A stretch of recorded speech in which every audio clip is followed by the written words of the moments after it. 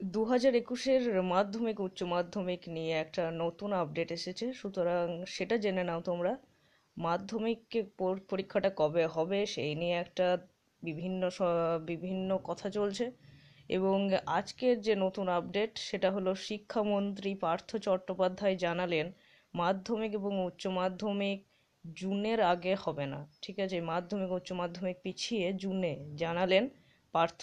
তোমরা দেখতে পাচ্ছ স্ক্রিনে খবরটা, এটা 23 তারিখের খবর, 23শে ডিসেম্বরের খবর। এবং তিনি আরও বিস্তারিতভাবে জানিয়েছেন, সেখানে স্পষ্ট বলে দেওয়া আছে, দেখো, কোভিডের কারণে পিছিয়ে গেল মাধ্যমিক ও উচ্চ মাধ্যমিক পরীক্ষা। দুই পরীক্ষা হবে 2021-এর জুনে, বুধবার একথা জানিয়েছেন শিক্ষামন্ত্রী পার্থ চট্টোপাধ্যায়।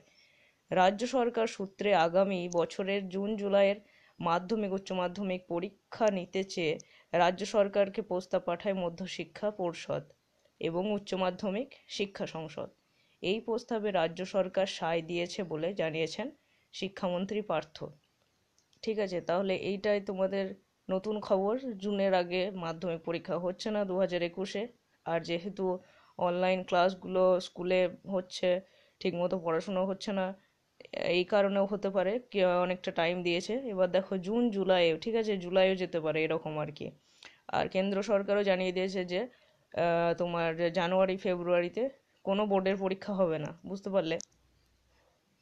আরও বলা আছে, দেখো, কোভিডের জন্য স্কুল কলেজ সহ সমস্ত শিক্ষা প্রতিষ্ঠান বন্ধ, ক্লাস চলছে অনলাইনে।